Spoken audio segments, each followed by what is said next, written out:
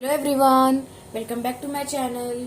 So I hope you all are doing so good and जैसा कि last video में हमने क्लास 9th का मैथ्स चैप्टर नंबर 1 की एक्सरसाइज 1.5 कंप्लीट करी थी, तो इस वीडियो में हम करने वाले हैं एक्सरसाइज 1.6 स्टार्ट। ठीक है, और जैसा कि हमारा 1.5 का क्वेश्चन नंबर 4 भी रहता है तो हम वो भी करेंगे।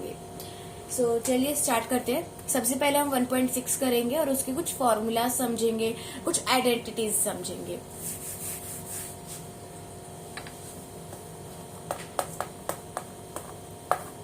तो पहली आइडेंटिटी हम समझ रहे हैं लॉज ऑफ एक्सपोनेंट।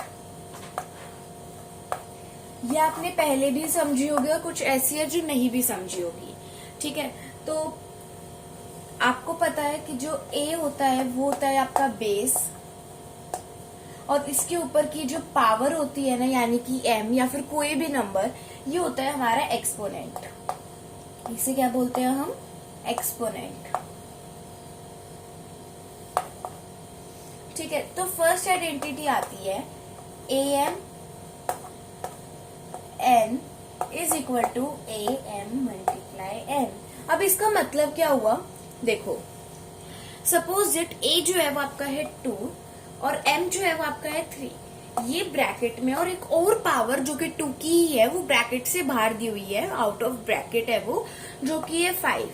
तो हम क्या करते हैं, उन दोनों पावर्स को जो ब्रैकेट, एक ब्रैकेट के अंदर होती है और एक ब्रैकेट के बाहर होती है, उन्हें क्या करते हैं, मल्टीप्लाई कर देते हैं। जैसे कि 2 की पावर 3 इंटू 5, सो 2 की पावर 15 बन गई।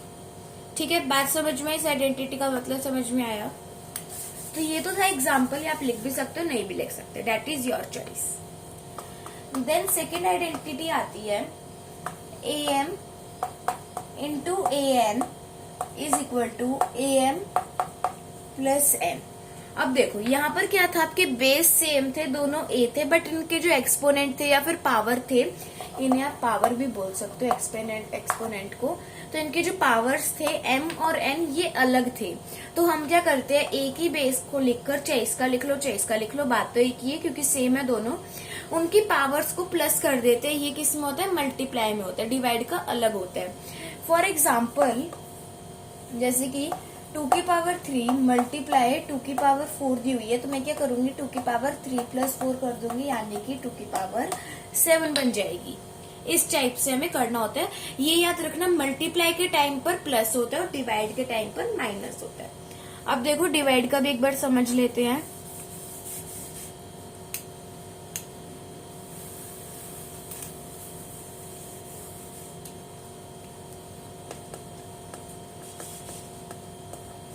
थर्ड पार्ट है am डिवाइडेड बाय an। अब देखो, ये डिवाइड हो रहा है बट इनके जो बेस है वो सेम है, एक्सपोनेंट या फिर पावर जो है वो डिफरेंट है। तो इसमें हम क्या करेंगे, इनकी पावर्स को सब्ट्रैक्ट कर देंगे, माइनस कर देंगे, तो am minus n। For example 2 की पावर 3 2 की पावर 3 और 2 की पावर 5 डिवाइड में है ये, तो हम क्या करेंगे, 2 की पावर 3 माइनस 5 कर देंगे, तो 2 की पावर माइनस 2 आ जाएगी। ठीक है, अब यहाँ पर ये भी समझेंगे कि जब क्या कहते हैं, माइनस क्या होता है, या फिर पावर जो होती है वो माइनस में क्यों नहीं होती या होती है, ये सब अभी हम समझने वाले हैं इसी एक्सरसाइज में। ठीक है, नेक्स्ट आती है fourth identity am multiply bm is equal to abm।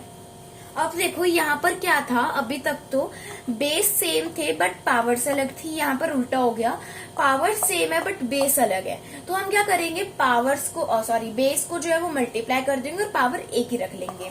For example 3 की पावर 4 मल्टीप्लाई 5 की पावर 4, तो हम इसमें क्या करेंगे, 3 इंटू 5 की पावर 4 मतलब 15 की पावर 4। ठीक है, बात समझ में आई? नेक्स्ट आता है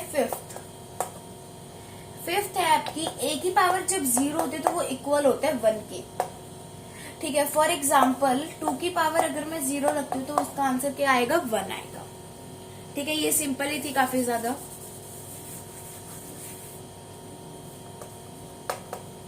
सिक्स्थ है आपकी रूट ए।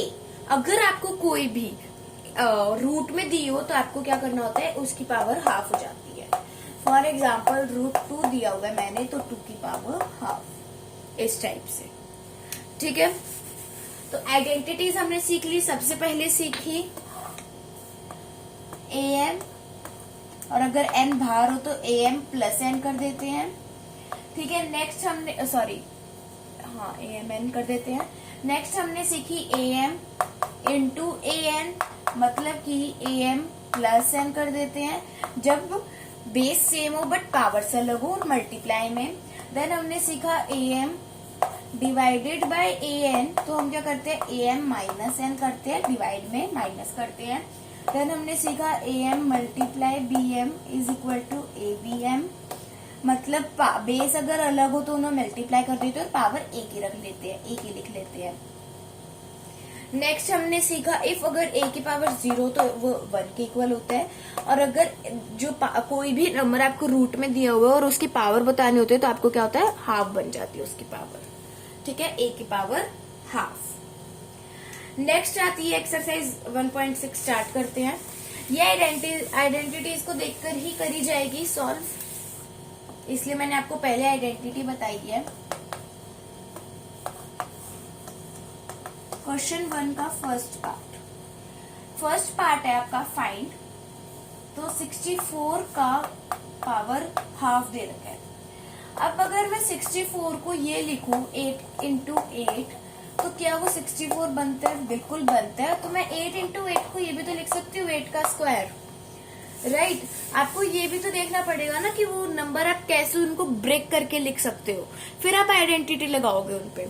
तो 8 का स्क्वायर यानी कि हाफ, 8 का स्क्वायर अंदर और बाहर हाफ आ जाएगा, राइट। अब आपने आइडेंटिटी कौन सी लगा ली, am n is equal to am n, यानी कि 8 की पावर 2 मल्टीप्लाई 1/2, 2 से 2 कट हो गया तो 8 की पावर 1 बची, वो 8 की इक्वल होता है, बिकॉज 8 की पावर 1 यानी सिंगल 8, तो वो 8 हो गया। 8 is the answer of this question. बात समझ में आई? आपको जो यहाँ पर दिया हुआ है उसको सॉल्व करने के लिए ये भी देखना होगा कि वो आप कैसे उसको ब्रेक कर सकते हो। तो मैं यहाँ पर उसका 4 का क्यूब भी लिख सकती थी, बट 8 का स्क्वायर मैंने लिखा तो वो ज्यादा अच्छे से हो गया, सेम आंसर आता, बट क्या हुआ, जल्दी सॉल्व हो गया। 2 से 2 कैंसल आउट हो गया तो 1 बचा, और 8 की पावर 1 यानी कि 8 होता है वो। ठीक है, नेक्स्ट सेकेंड पार्ट।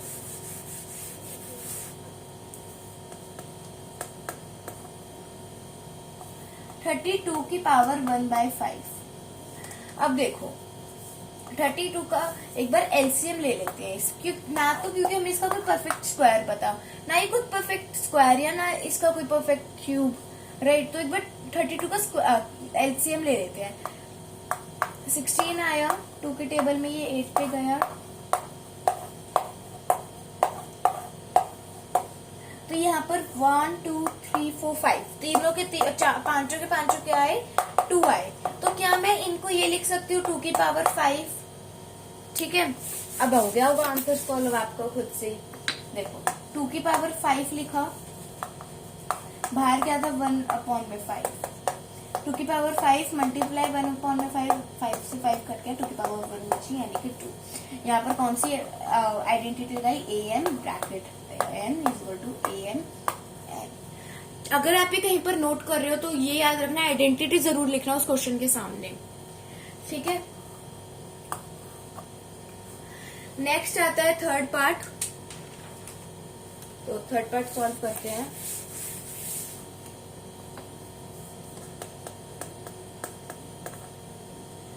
वन 125 की पावर 1/3। अब देखो मैं 125 को 5 का क्यूब लिख सकती हूँ, और बाहर 1/3 तो है ही। यहाँ पर कौन सी आइडेंटिटी लगाई, am इंटू am और बाहर n is equal to am into n, right. अब क्या हुआ, 5 की पावर 3 मल्टीप्लाई 5 की पावर 1/3 कर दूंगी, तो 3 से 3 कैंसिल आउट हो गया, 5 की पावर 1 बची यानी कि 5 इज द आंसर। ठीक है, बात समझ में आई? तो ये क्वेश्चन सॉल्व हो गया। नेक्स्ट क्वेश्चन है यही है सेम, फाइंड, बस थोड़ा सा डिफरेंस है डिजिट्स में और थोड़ा सा फॉर्मूलाज में, मतलब आइडेंटिटी अलग लगेगी इसमें, ठीक है। तो यहाँ पर दिया हुआ है 9 की पावर 3/2। फर्स्ट तो सेम ही है क्वेश्चन 1 वाले की तरह ही। अब देखो इसको भी सॉल्व करते हैं। क्वेश्चन 2 का फर्स्ट पार्ट, 9 की पावर 3/2। अब मैं 9 को लिख सकती हूँ 3 का स्क्वायर और बाहर 3/2 एज इट इज। अब 3 का स्क्वायर मल्टीप्लाई 3/2, 2 से 2 कैंसिल आउट हो गया। अब क्या बचा, 3 की पावर 3 मतलब कि 27, बिकॉज 3 की पावर 3 का मतलब क्या होता है, 3 इंटू 3 इंटू 3, 3 3 जा 9, 9 3 जा 27। ठीक है, बात समझ में आई। तो 3 की पावर 3 मतलब कि 27 इज द आंसर। कौन सी पावर लगाई, कौन सी आइडेंटिटी लगाई, am bracket n is equal to am into n। ठीक है, नेक्स्ट है सेकेंड पार्ट। सेकेंड पार्ट है 32 की पावर 2/5। सेम करेंगे, 32 को 2 की पावर 5 लिख देंगे और बाहर जो हमारा 2/5 है वो तो एज इट इज रहेगा। तो 2 की पावर 5 मल्टीप्लाई 2/5, तो 5 से 5 कैंसिल आउट हो गया, 2 की पावर 2 बची। तो 2 की पावर 2 यानी कि 2 इंटू 2, तो 2 2 जा 4 इज द आंसर। ठीक है, आपको पावर में आंसर नहीं छोड़ना, बिकॉज आपको पावर ही तो सॉल्व करनी है मेन, नहीं तो पावर में तो आंसर ये भी था। तो ये याद रखना, पावर जरूर सॉल्व करना उसकी। नेक्स्ट थर्ड पार्ट,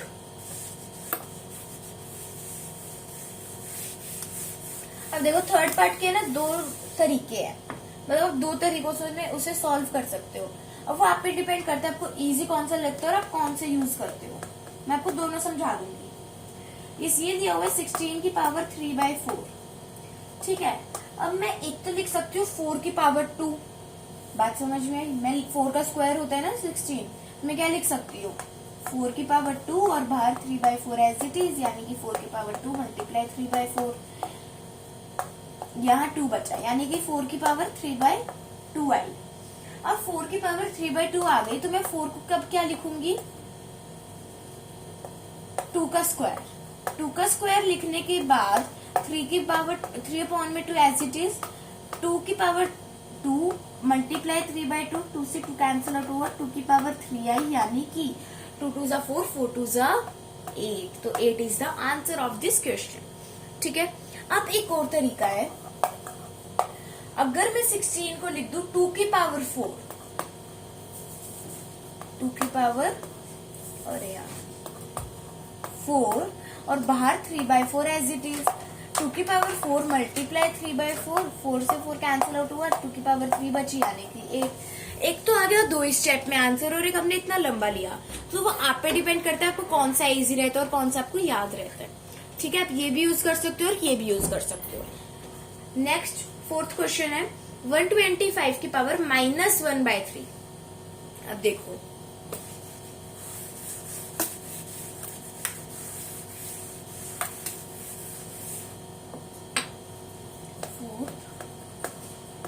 125 की पावर -1/3। अब मैं 125 को लिख सकती हूँ 5 का क्यूब और -1/3 एज इट इज। तो 5 का क्यूब मल्टीप्लाई -1/3, 3 से 3 कैंसिल आउट हुआ, 5 की पावर -1 बची। और हाँ, पावर को भी ना माइनस में मत छोड़ना, मतलब नेगेटिव में मत छोड़ना, उसको पॉजिटिव करने के लिए हम क्या करते हैं, रेसिप्रोकल कर देते हैं, मतलब 1/n में 5 लिख देते हैं। ठीक है, बट पावर क्या होनी चाहिए, कभी भी नेगेटिव नहीं होनी चाहिए, हमेशा पॉजिटिव होनी चाहिए। ठीक है, ये हो गया आपका आंसर। नेक्स्ट क्वेश्चन नंबर 3 पे चलते हैं। सिंप्लीफाई।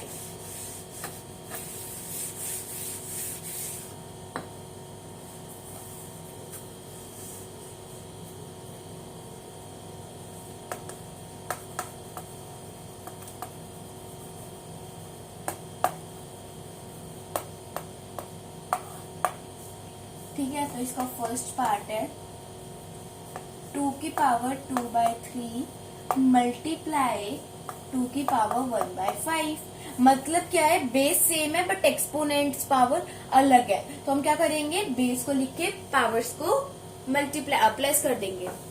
अब देखो कैसे करेंगे, इसका मतलब डॉट का मतलब है मल्टीप्लाई, तो 2 की पावर 2/3 मल्टीप्लाई 2 की पावर 1/5, 2 की पावर 2/3 प्लस 1/5, यानी कि 2 की पावर अगर हम 3 इंटू 5 करते हैं तो 15 आता है, तो 2 की power 2 into 5 plus 1 into 1, right. 2 की पावर 10 प्लस 1 अपॉन में 15, 2 की पावर 11 अपॉन में 15, ठीक है। बात सॉरी यहाँ पर 3 आएगा, ये 5 है ना, तो यहाँ पर 3 आएगा और यहाँ पर 13 आ जाएगा। सो 2 की पावर 13 अपॉन में 15। बात समझ में कैसे सॉल्व किया? इनको प्लस करने के बाद एलसीएम लिया सबसे पहले इनके बेस का, यानी कि 3 और 5 का एलसीएम लिया तो वो 15 आया। देन मैं यहाँ पर आपको सॉल्व करके दिखा देती हूँ कैसे एलसीएम लिया।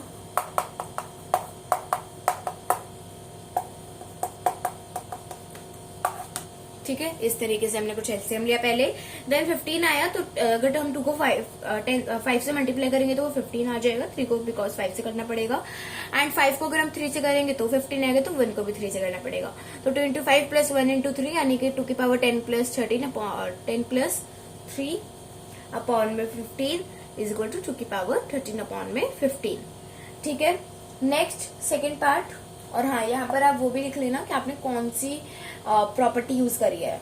आइडेंटिटी मतलब am into an is equal to am plus n। ठीक है, नेक्स्ट सेकेंड पार्ट पे चलते हैं।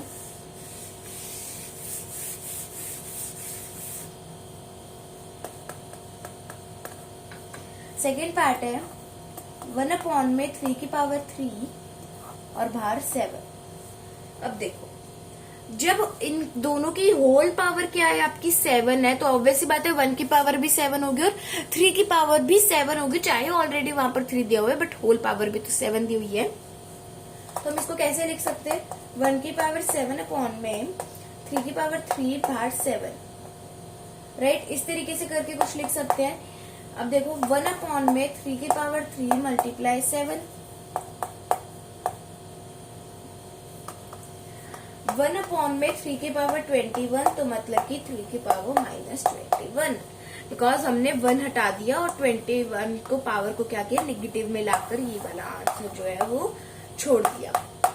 ठीक है, क्वेश्चन पे डिपेंड करता है आपको नेगेटिव पावर बोली हुई है या नहीं बोली हुई। अगर स्पेशली बोला जाए कि आपकी पावर नेगेटिव नहीं होनी चाहिए तो आपको नहीं रखनी, अगर बोला जाए मतलब ऐसे कुछ भी ना बोला जाए तो आप रख सकते हो। नेक्स्ट, इसे ऑलमोस्ट हर क्वेश्चन में दिया ही होता है कि आपको पावर्स नेगेटिव में नहीं रखने, जहां पर सिर्फ पावर्स का गेम होता है, क्वेश्चन होता है आई मीन। सो 11 की पावर 1/2 अपॉन में 11 की पावर 1/4, बेस सेम पावर अलग, माइनस करेंगे। 11 की पावर 1/2 माइनस 1/4 am अपॉन में am माइनस n। ठीक है, अब देखो 11 की पावर 2 माइनस 1 अपॉन में 4, 2 और 4 एक ही टेबल में आते तो 4 एलसीएम आ गया। 11 की पावर -1 अपॉन में 4 जो है वो आंसर हो गया, बिकॉज ये आगे सॉल्व नहीं हो सकता, बिकॉज जो पावर है वो फ्रैक्शन में आई है। ठीक है, बिकॉज ऑलरेडी जो पावर थी वो फ्रैक्शन में दी हुई थी, अगर सिंपल में दी होती तो हम इसकी पावर को सॉल्व कर देते। Next fourth question, fourth part. 7 की पावर 1/2 मल्टीप्लाई 8 की पावर 1/2, बेस अलग पावर सेम। 7 इंटू 8 1/2, 56 की पावर 1/2, कौन सी वो लगाई है प्रॉपर्टी, a की पावर m मल्टीप्लाई b की पावर m, यानी कि a इंटू बी की पावर m। ठीक है, बात समझ में कैसे एक्सरसाइज सॉल्व हुई। So now come to the exercise 1.5 question number 4। इसके लिए आपको कंपास, स्केल, डी, प्रोटेक्टर जिसे हम कहते हैं, ये सब चाहिएगा।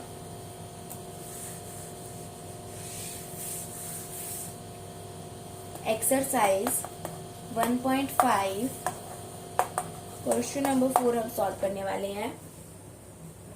तो अब देखो इसे कैसे सॉल्व करेंगे।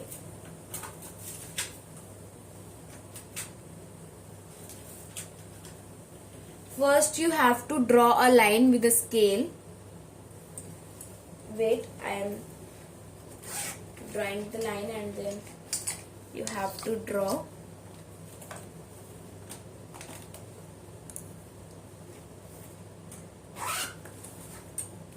देखो, सबसे पहले आपको एक स्केल लेना है, छोटा बड़ा आप कैसे भी ले सकते हो, this is your choice. And then draw a line like this. थोड़ी सी लंबी लाइन ड्रॉ करना. ब्लैक बोर्ड के हिसाब से काफी छोटी है, बट अगर आप नोटबुक में ड्रॉ करोगे तो ये बहुत बड़ी है. ठीक है. एंड देन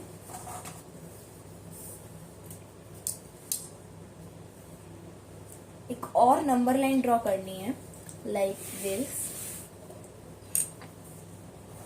पहले ही नंबर लाइन ड्रॉ करो, इसको नाम दे दो A. देन एक मिड पॉइंट, इतना गैप ले लो, इसको नाम दे दो C. अब बीच में आपको एक B को नाम देना है, बट आपको नहीं पता कि वो कितना होगा. इस पूरे को ना एक काम करो, 10 सेंटीमीटर नाप ले लो. 10 सेंटीमीटर ले लिया और अब आपको इसमें क्या करना है, हाफ से ज्यादा एक B पॉइंट देना है. यहां मैं रख लेती हूँ तो ये B पॉइंट हो गया. यहां से यहां तक है 1 सेंटीमीटर. ठीक है. अब देखो हमें क्या करना है, सबसे पहले ये वाला पॉइंट जो होगा ना वो O होगा. इस पार्ट को O नाम दे दो, इस वाले पार्ट को. अब एक कंपास रखना है, यानी कि कुछ इस टाइप का कंपास ले लो, पेंसिल डालो उसके अंदर.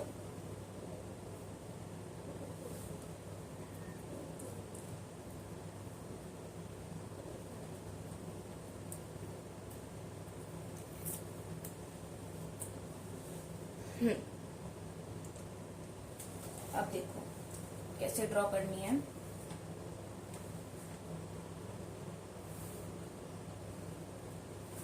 Wait a second. अब आपकी मर्जी, आपको कितना कंपास खोलना है, छोटा बड़ा, वो आपकी मर्जी होगी. सपोज इट मैंने इतना कंपास खोला, मैंने एक पेंसिल खोला और यहाँ क्या किया, आर्क लगा दी कुछ इस टाइप से. आपको यहाँ तक तो कम से कम कंपास खोलना ही पड़ेगा. देन ए पे पॉइंट रखा और वहां पर एक और आर्क लगा दी, यानी कि इसके ऊपर कुछ इस तरीके से. इसी पॉइंट से एक नीचे आर्क लगाई और इसी पॉइंट से एक और नीचे आर्क लगाई. इन दोनों को ज्वाइंट कर दिया एक स्ट्रेट लाइन से. ठीक है. अब ये वाला जो पॉइंट बना, इन्हें नाम देना है O. इस वाले पॉइंट को नाम देना है O, यानी 0. वो आपकी मर्जी होगी. अब एक D लेना है. अब काम आता है D का.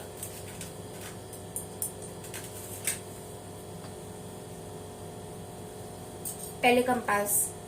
अब क्या एक उतना ही कंपास खोला है जितना C तक जाए, वो पूरे C पॉइंट तक. इतना तो नहीं खुलेगा, काफी छोटा हो जाएगा. A से C पॉइंट तक कंपास जाना चाहिए. A पे आपको अपने कंपास की निप रखनी है और C पे आपको अपनी पेंसिल की निप रखनी है. वहां से ड्रॉ करते हुए एक सेमी सर्कल ड्रॉ करना है. और हाँ, ये याद रखना है, ये जो आर्क है ना, इनके ऊपर होना चाहिए या इनके नीचे होना चाहिए. ये ऐसे अंदर आ सकते हैं, बट इनको क्रॉस नहीं करना चाहिए. मेजरमेंट बिल्कुल सही लेना. ठीक है. देन आपको अब क्या करना है, B पॉइंट पे आपका D रखना है कुछ इस तरीके से और 90 डिग्री की एक आर्क लगानी है. मैंने यहाँ अपना रखा D और यहाँ पर क्या किया, 90 डिग्री की मतलब एक मेजरमेंट ले ली कुछ इस टाइप से. इससे बड़ी नहीं होनी चाहिए, इसके अंदर ही अंदर रहनी चाहिए. अब ये जो है ना वो रूट 9.3 है. अब कैसे है, क्योंकि क्वेश्चन में बोला होता है मैं रूट 9.3 रिप्रेजेंट करना है नंबर लाइन पे. अब देखो सबसे पहले आपको इस वाले पॉइंट को क्या करना है, D नाम दे देना है और D और O को ज्वाइंट कर देना है एक स्ट्रेट लाइन से. अब यहाँ पर आपको क्या करना है, कंपास रखना है, अपनी कंपास की निप रखनी है लाइक दिस. यहाँ रखा कंपास की निप और यहाँ रखी पेंसिल D पॉइंट पे कुछ इस तरीके से. और क्या किया, एक सेमी सर्कल ड्रॉ कर दिया. ठीक है. इसको नाम, ये है आपका root 9.3. How it is possible, proof चाहिए. ये बन गया. क्या किया, सबसे पहले एक नंबर लाइन ड्रॉ करी. नंबर लाइन पे कुछ भी नहीं लिखना. उसके बाद A B C तीनों को नाम दे दिया. ए और बी में इतना गैप होना चाहिए कि आधे से ज्यादा, ए और सी में जितना गैप है उससे आधे से ज्यादा। आधा यहाँ आ रहा था तो बी मैंने यहाँ ले लिया। बी और सी में 1 सेंटीमीटर का गैप होना चाहिए। उसके बाद एक ए पे बी पे एक निप रखी, एक ऊपर आर्क लगाई और एक नीचे आर्क लगाई। फिर ए पे निप रखी, एक ऊपर आर्क लगाई और एक नीचे आर्क लगाई। उसके बाद एक सेमी सर्कल ड्रॉ किया, एक 90 डिग्री का ड्रॉ किया बी पे रख के, जो कि सर्कल के अंदर ही अंदर होनी चाहिए, बाहर नहीं जानी चाहिए। उसको पॉइंट दिया डी, देन डी और ओ पॉइंट को ज्वाइंट करा एक स्ट्रेट लाइन से। उसके बाद एक और सेमी सर्कल ड्रॉ किया, जो कि क्या है आपका √9.3। प्रूफ, चलो प्रूफ देखते हैं। अब आपको पता ही चल गया होगा हम कैसे करेंगे, थ्रू पाइथागोरस थ्योरम।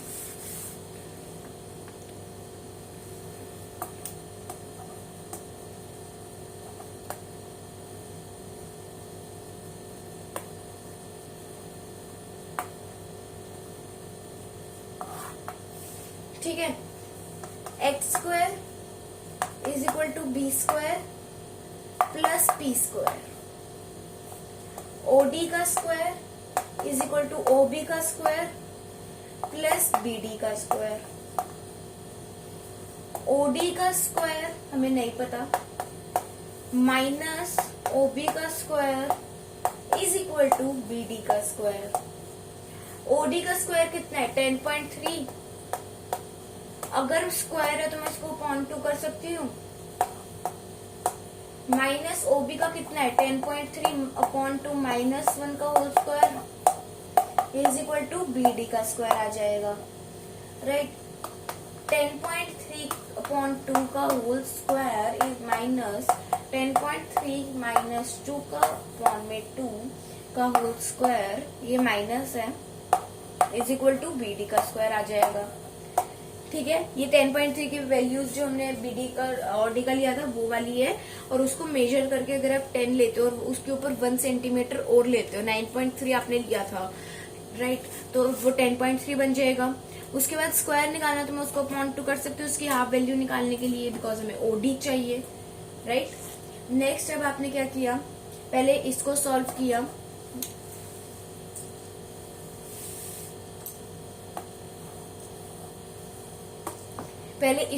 किया, यानी कि 10.3 अपॉन में 2 का होल स्क्वायर माइनस 8.3 अपॉन 2 का होल स्क्वायर = BD का स्क्वायर, राइट। अब देखो यहाँ प्लस है तो माइनस हो जाएगा और एक माइनस में हो जाएगा, a + b = a - b। So 10.3 upon 2 plus 8.3 upon 2, 10.3 minus 8.2 upon में 2, राइट। उसके बाद BD का स्क्वायर लाने के लिए 18.6 अपॉन में 2, और यहाँ 2 आ जाएगा तो 2 अपॉन में 2, ये दोनों कट हो रहे हैं। उसके बाद हमें एम्स को सॉल्व करना है, तो BD का स्क्वायर, अब 18.6 को जब आप 2 से डिवाइड करोगे तो क्या आएगा 9.3, सो 9.3। अब BD का स्क्वायर 9.3 है तो BD की वैल्यू निकालने के लिए मैं √9.3 लिख सकती हूँ, या स्क्वायर को मैंने यहाँ रूट के रूप में बदल दिया। सो ये आपका हो गया प्रूफ। ठीक है, बात समझ में आई। So now your chapter number 1 is complete. In next video we will start chapter number 2. If you have any doubt in chapter number 1, so you can tell me in the comment section of any video. So if you like this video, so give it a big thumbs up, share it in your friends and family, and also subscribe to my channel and press the bell icon. Thank you so much for watching. Bye bye.